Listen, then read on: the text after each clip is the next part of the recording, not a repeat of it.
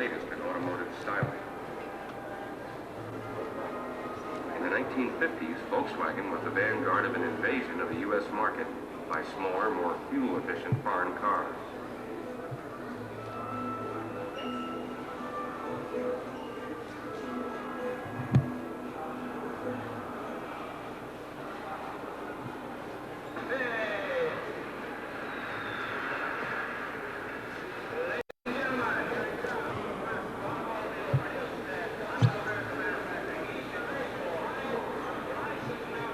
Here we are in the Henry Ford Museum. Today, Japanese cars are made in the United States as well as in Japan, and co-production agreements between automakers. The automobiles of the times of peace were stocked. They were stored away for the duration.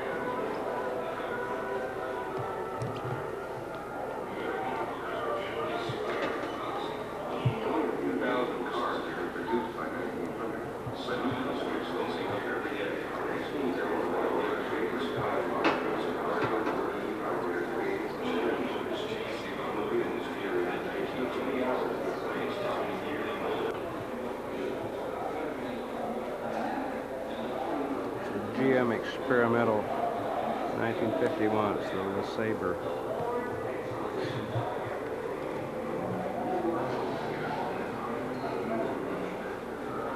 Bicycle built 1, 2, 3, 4, 5, 6, 7, 8, 9, 10. Crosby Hot Shot.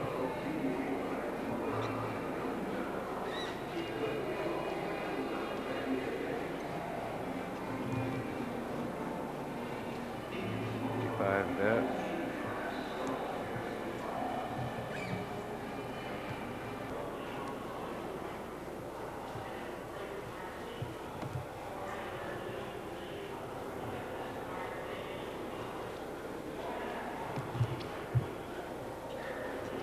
Coverage in the back.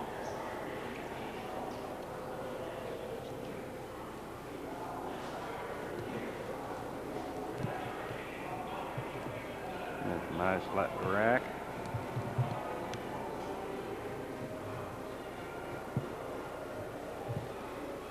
No pop top except for the vent.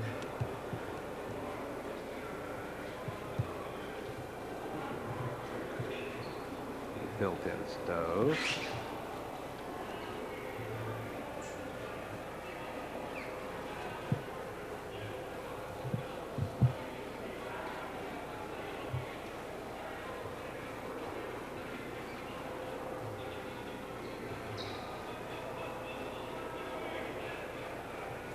In case nobody can tell, this is a 1959 Westfalia camper.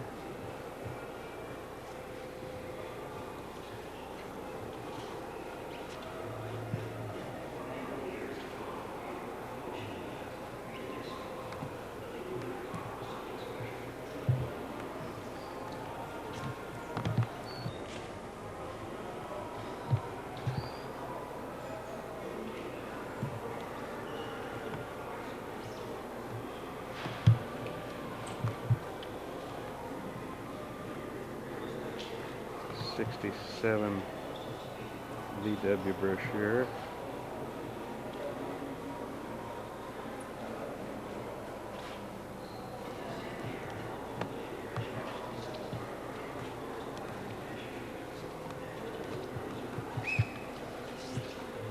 All kinds of RVs in here.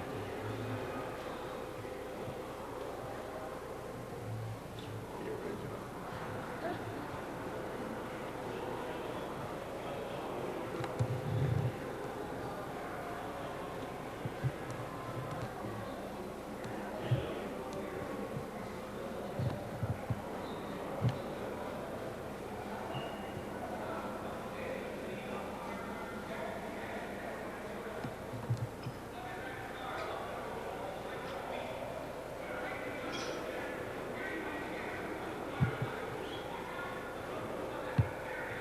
And here's a really old RV.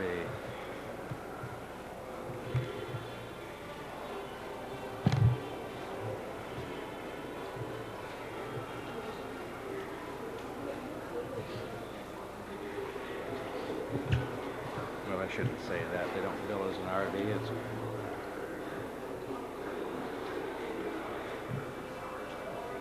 $1928 Graham Brothers Nomad house car.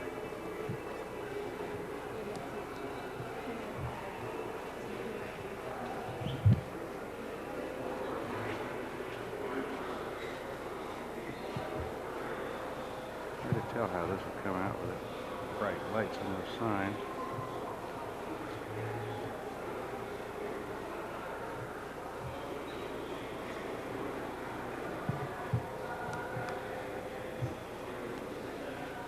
Leaving the automotive area, going into the radio, television, lighting, communications, microwave.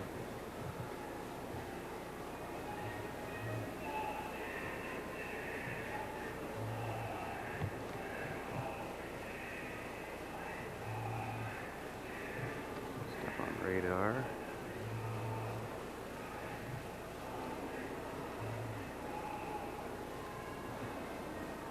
Old TV.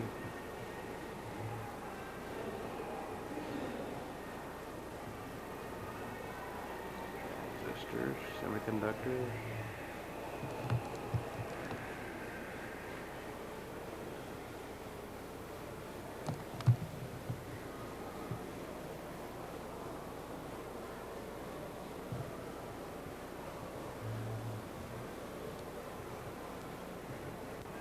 All kinds of displays here. Video and TV, wireless.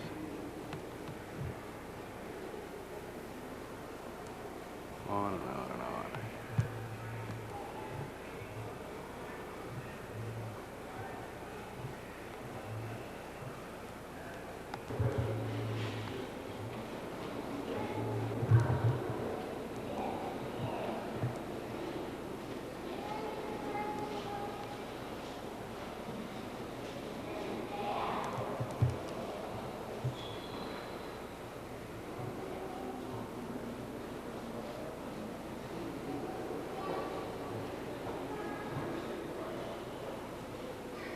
This is 6,000 horsepower.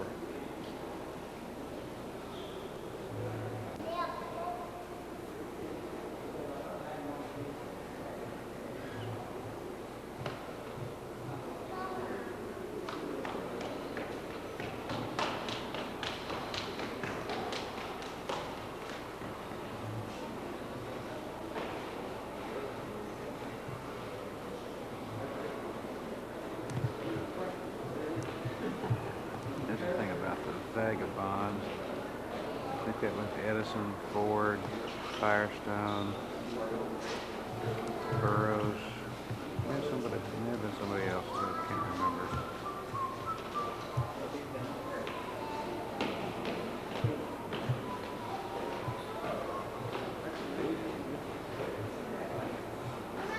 Engine section. There's steam engines and turbo generators. Marine engines, steam engines.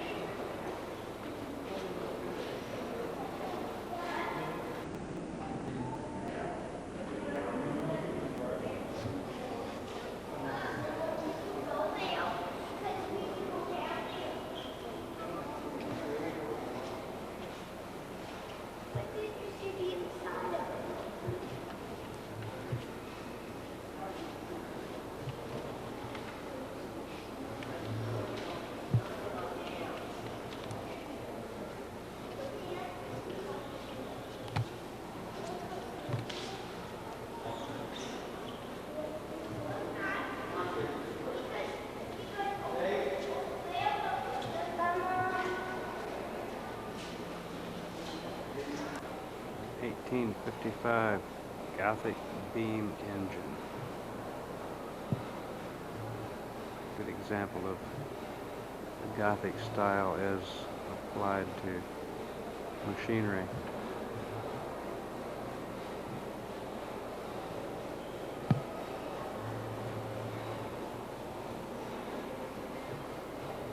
Peekaboo.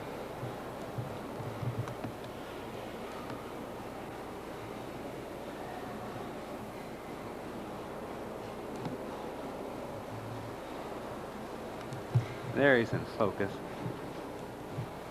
Oh, the autofocus. Yeah, it got you when.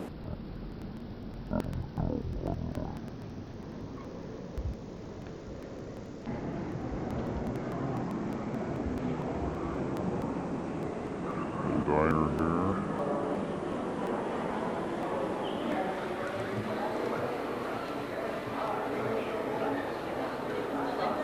here. All you did was put the food in and the cash register and start working. This diner costed Mr. Laney in 1940 $20,000. So he was ready to go into business for $20,000. You earned anywhere from $300 to $1,000 a week. This is a working diner. In fact, it was still working up until the early 1980s. And that's when we took it over and brought it in here. It was on the East Coast of Massachusetts. And we brought it in, and Mr. Laney was able to come in and help us out, and we brought it back to its original look from the 40s. Renovated it. And the pieces that we put in were from actual diners that had been tossed to the side that we were able to get to refurnish it exactly as it was. They were great because of the easy cleanup. Notice all the stainless steel. You've got the marble tops. It was easy to clean up the tile floors. Made it very popular. Music you hear are the happens to be the top hits of the 40s. So to get you the mood of the 40s. Packaging, you'll notice Kellogg's cereal. You'll notice the cool straws. I don't know if any of you remember the paper straw instead of the wax-coated straw that we have today. But feel free to sit down if you'd like. It's a great resting spot, if nothing else, to just relax and enjoy. Looks like it's out of Andy Griffith's show. What? Looks like it's out of the Andy Griffith show. You see these on a lot of movies. Yeah. They use these today. Someone was in this morning saying, remember from Superman? The Superman movie, this with the diner. It looked just like this, you know. I ate a place like this in Florida about 6 or 7 years ago, and you couldn't, it was so busy all the time you couldn't even get into it. Yeah, and that's what most people will say. They said that that's the way the diners were in the 40s. I mean, you couldn't get into the You place. can't You get had in. to wait out line. Waiting room only, which explains how they were making such big profits on these prices. They had to be busy all the time, constantly. They are still operating on the East Coast at limited places, but wherever you go, they said you'll get the best food in town at a diner.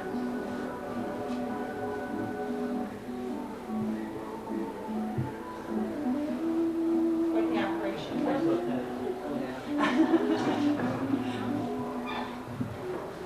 A couple of people back here, one person back here. Everything was within a certain reach. Easy to get to, easy to serve people.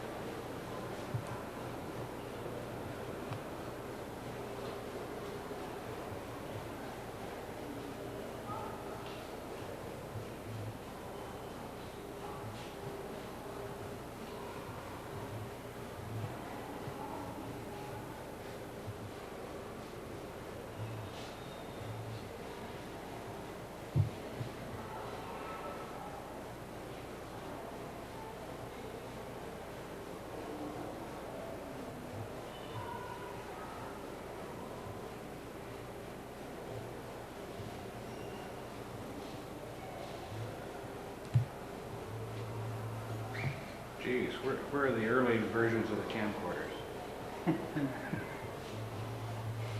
Actually, I saw, it was 60 Minutes or something. You haven't seen that one about the VCR and why we don't make any? Huh. What was the company? There was a U.S. company that did that patented the, I forgot what they called it. They had some sort of phrase for it. It looked like a camera, like a big VCR. And they got into financial problems, and I don't know if they declared bankruptcy or what, but they ended up selling the patents to a Japanese company. And so for a long time, they had the patents to video technology. And that's all they wrote on that. This is in a courtyard at the Henry Ford Museum.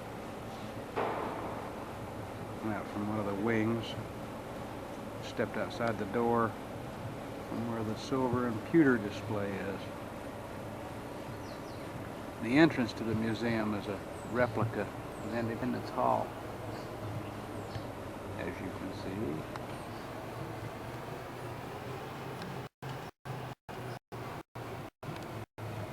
And here's the silver and pewter, some of the silver and pewter displays. Going to be organized by periods, starting in the early 1700s, and then going increments after that, talking about the predominant metals used.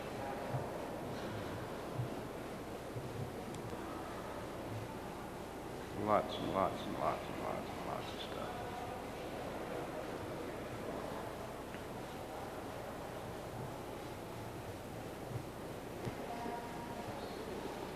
Now we're getting into other dishware, earthenware, etc.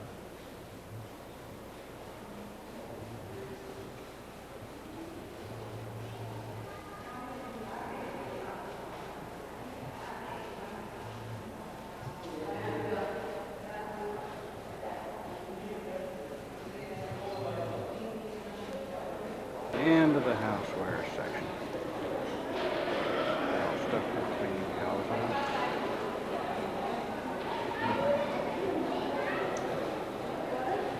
Washing and drying.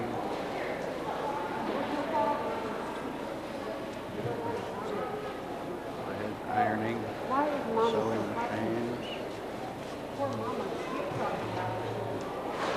Various kitchen appliances.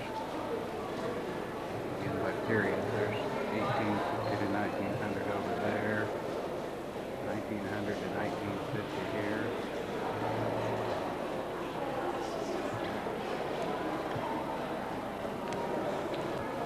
Spinning and weaving equipment.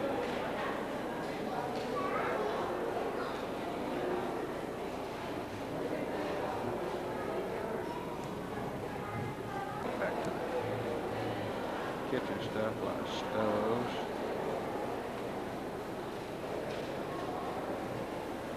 There's all kinds of kitchen utensils.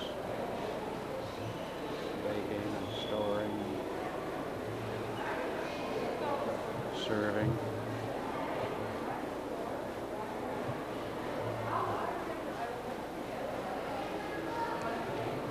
And bathtubs.